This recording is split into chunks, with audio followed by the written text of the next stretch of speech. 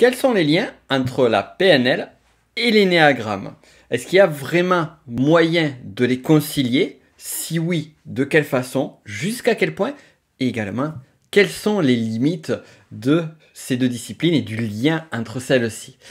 Eh bien, c'est ce qu'on va voir dans cette vidéo et je suis très heureux de pouvoir parler de ce sujet qui est quand même assez passionnant. Je me présente à toi, si tu ne me connais pas encore, je m'appelle Nick Open, je suis auteur et formateur depuis 2011, ça passe. Et je forme tout particulièrement, mes domaines de spécialisation sont l'énéagramme et la spirale dynamique. Mais ce qu'il faut savoir, c'est qu'avant vraiment de me focaliser à fond sur ces disciplines-là, tout particulièrement l'énéagramme, que j'enseigne déjà depuis plusieurs années, notamment au travers de mes formations numériques, technicien énéagramme et master énéagramme, dont tu auras les liens dans la description. Avant cela, eh bien, la phrase était un peu longue.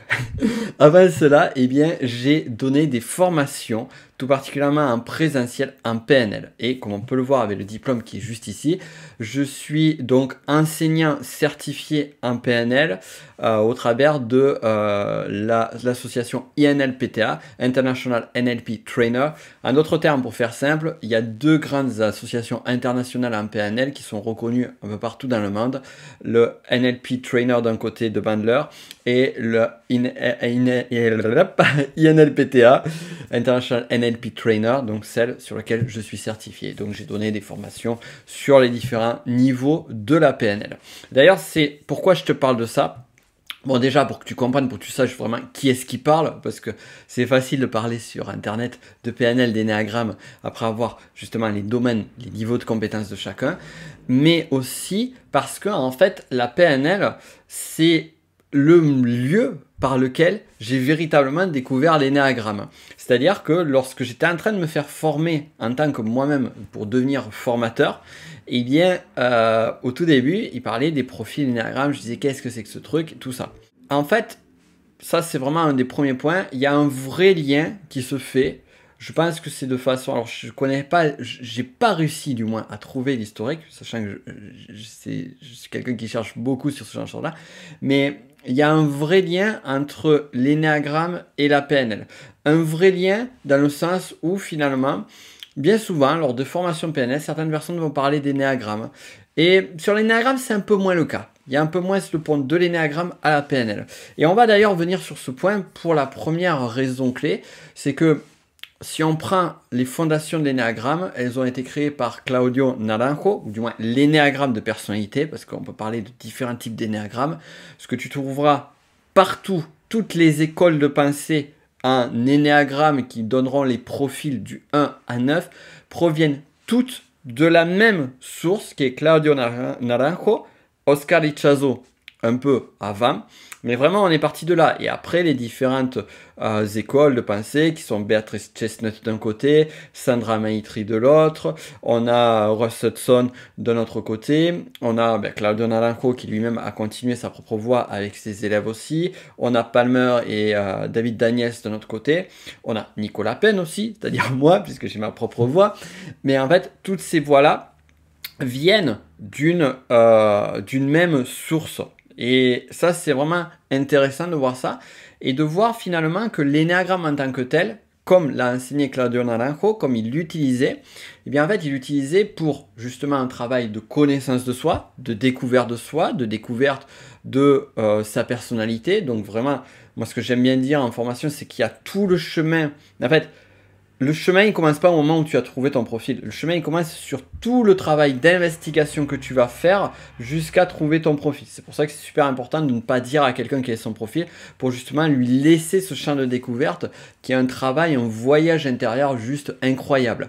Donc on a vraiment tout ce travail d'introspection qui est présent, mais aussi après on va découvrir son profil. Et on a envie de dire, après, qu'est-ce qu'on a à faire? À quoi ça sert de trouver son profil énéagramme? Et finalement, on se dit, ok, bon, mais j'ai mon profil, c'est bon, je sais. Alors, on voit rapidement que, déjà, on va voir les limites de nos modes de fonctionnement. Alors, les limites de nos modes on va trouver des croyances limitantes qui vont être chez nous. Là, j'utilise des mots qui sont plus familiers sur la PNL. On va trouver également les passions, que l'on appelle les compulsions émotionnelles. Donc on va avoir ce côté-là aussi qui va être en gestion des émotions. Et on va trouver également bien d'autres choses encore, comme la partie comportementale et les parties instinctives, avec les fameux instincts types et vraiment tout ce qui est lié à tout cela. Bon bref, il y a beaucoup de choses que l'on va découvrir au travers de notre profil Enneagramme. On va également voir qu'en termes de communication, eh bien, les autres ont eux-mêmes leur profil Enneagramme. Et donc du coup, ça va nous donner des indicateurs pour dire, ben, face à telle ou telle personne, si je communique de telle ou telle façon, ou si je comprends quel est son monde intérieur, sa vision du monde, et son mode de communication par défaut, eh bien, je vais pouvoir m'adapter. Par exemple, si on est face à un 8 en Ennéagramme, on ne va pas se comporter de la même façon que si on est face à un type 2 Ennéagramme. Donc déjà, on voit qu'en termes de communication, ça va nous aider justement à interagir, mais en même temps, on a besoin d'outils de communication. Et c'est là justement que la PNL devient intéressante parce qu'il y a une batterie d'outils en termes de communication qui est juste immense et qui est d'une grande richesse. Et on le voit d'ailleurs en PNL dès les, on va dire, formations basse PNL, on a déjà des fondamentaux de communication qui peuvent être utilisés. Mais ce n'est pas tout, parce que on a donc l'échange avec les autres, mais on a aussi un travail de soi. Et lorsqu'une personne va faire une formation de PNL, par exemple, eh bien, ce qui va l'intéresser, c'est, bon, peut-être l'utilisation dans un cadre professionnel, peut-être l'utilisation pour devenir coach ou thérapeute, mais dans tous les cas, même si on devient coach ou thérapeute, il y a un désir de développement personnel qui est présent, ou un désir plutôt en termes thérapeutiques. Alors c'est toujours là, sur la thérapie, quelle est la limite par rapport aux outils de développement personnel, de coaching, de thérapie.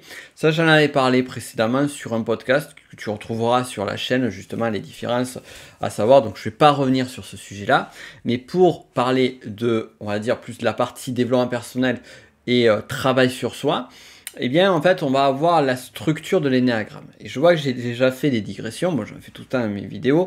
Tu seras habitué, enfin, pas tout le temps, mais souvent.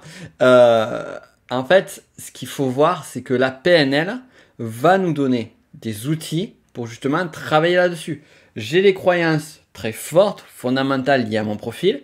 Est-ce que je ne peux pas utiliser des outils de changement de croyance? C'est d'ailleurs pour ça que sur la formation de technicien énéagramme, je donne quelques outils de PNL, mais pas n'importe lesquels, ceux qui sont utiles au regard des besoins liés à l'énéagramme. Donc, la PNL va être un outil, un moyen parmi tant d'autres de pouvoir accompagner le travail sur l'énéagramme. Et en fait, on ne peut pas dire à un moment donné à une personne, bon ben voilà, trouve ton profil. Bon, la personne a trouvé, ça y est, j'ai trouvé mon profil, je suis type 4. Ok, tu as trouvé ton profil, tu es type 4.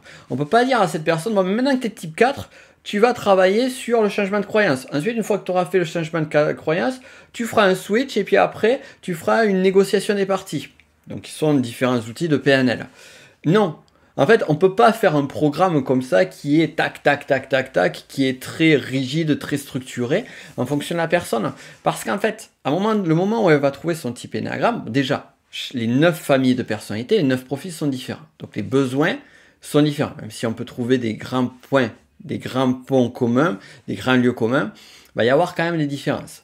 Mais aussi, et surtout, c'est que en fait, la personne, quel que soit son profil, même si on prend 2, 3, 10 personnes de type 8 énéagramme, et bien ces 10 personnes-là, lorsqu'on va être face à elles, on va se rendre compte qu'ils vont être différents. Alors on peut dire, oui, ils vont être différents parce qu'il y a les ailes, parce qu'il y a les flèches, les niveaux d'intégration et tout ça, mais en fait non, on enlève tout ça, on enlève toutes ces spécificités-là. D'ailleurs, c'est un des grands écueils dans lesquels on peut tomber lorsqu'on est dans toutes ces disciplines-là, c'est de rentrer dans trop de spécificité, je vais y arriver, et à essayer de tout surinterpréter. Mettons un petit peu plus de légèreté, mettons un peu plus de souplesse, et dire non, il y a juste la personne, elle arrive là avec son histoire, avec sa vie, avec son état d'être, avec ce qu'elle a vécu, avec tout ce qui la compose, tout ce qui est elle, d'un point de vue émotionnel, d'un point de vue psychique, d'un point de vue de son histoire, d'un point de vue de sa mémoire, d'un point de vue, si on parle d'un point de vue spirituel, de son âme. On a tout ça chez cette personne-là. Donc, on prend ce moment T, cette situation-là, et en fonction de ça, eh bien, on va aller chercher ce qui est bon pour la personne. Et ce qui est bon pour la personne, on va le trouver sur les batteries d'outils de PNL, parce qu'il y en a une pléiade, et dans différents domaines, des modélisations d'excellence, du travail émotionnel avec les ancrages, bien qu'on peut voir des limitations dessus, ça je pourrais en reparler sur une vidéo parce qu'il y aurait beaucoup de choses à dire là-dessus. On peut avoir aussi les métaprogrammes aussi, qui peut être un outil très intéressant. On peut avoir les outils de communication dont j'ai parlé précédemment, les changements de croyances, les valeurs, mission de vie, plein de choses. On a plein de choses pour travailler avec la personne ou pour travailler sur soi. Et c'est à voir à cet instant donné quel outil je vais prendre. C'est vraiment, pour moi, la PNL, c'est une boîte à outils. C'est une boîte à outils qui est nécessaire. Et d'ailleurs, j'en viens à un petit point, parce que je sais qu'il y a certains élèves de formation ou certaines personnes qui me suivent depuis pas mal de temps, qui regardent ces vidéos. Et je sais que certains m'ont demandé si je faisais des formations en ligne, si j'allais faire une formation sur des formats base, tech, Prat, maître Prat PNL. C'est vrai que moi, j'ai pas prévu forcément de le faire. Mais en même temps, j'ai toute cette connaissance-là sur la PNL.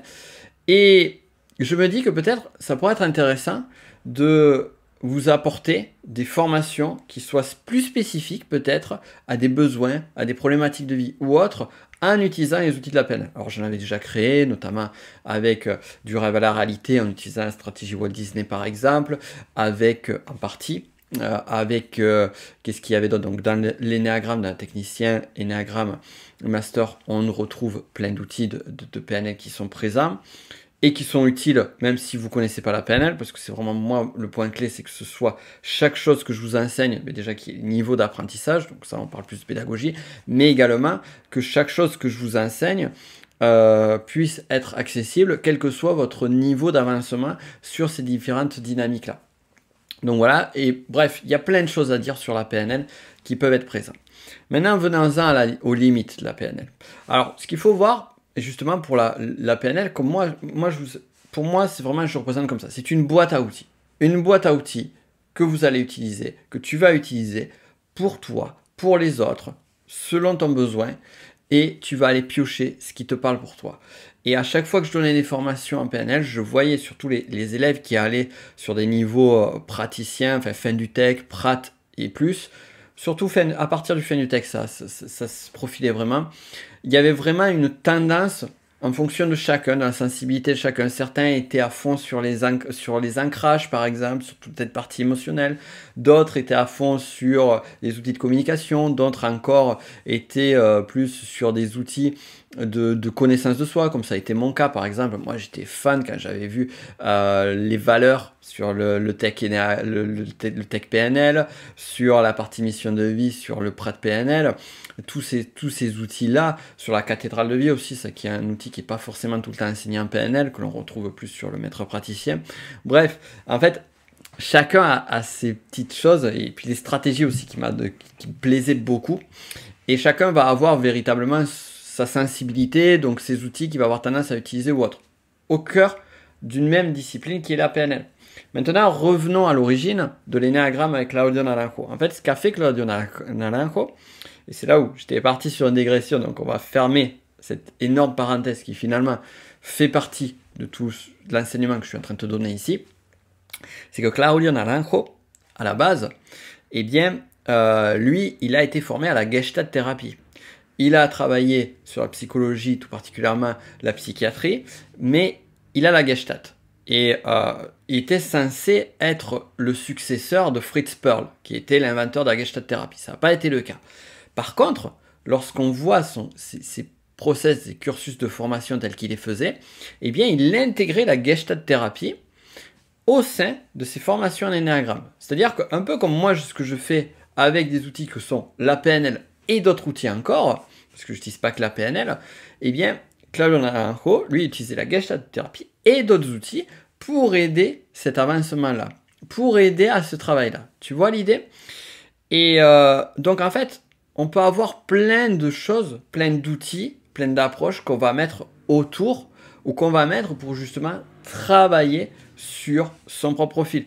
Et mais même arriver, par exemple, comme tout le monde, j'ai mes limites de compétences et aussi, à un moment donné, on peut travailler sur soi, mais c'est bien d'avoir d'autres personnes autour qui puissent travailler avec nous.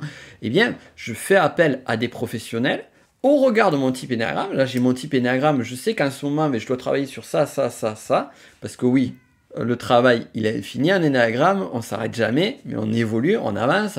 Donc, je dois travailler sur ça, par exemple, sur un point donné. Eh bien, quel est le meilleur professionnel pour travailler là-dessus? Peut-être ça va être un travail en hypnose, peut-être ça va être un travail en thérapie, peut-être une psychothérapie, peut-être que ça va être un travail sur du soin énergétique, ou peut-être sur du travail de la gestion émotionnelle, peut-être avec de l'EFT, de l'EMDR, ou peu importe. Donc en fait, c'est ça qui va être génial, c'est que l'énéagramme, on va avoir la discipline, on va trouver son profil et on va se rendre compte de tout ce qui va être composé autour. Et ensuite, on va aller chercher ce dont on a besoin.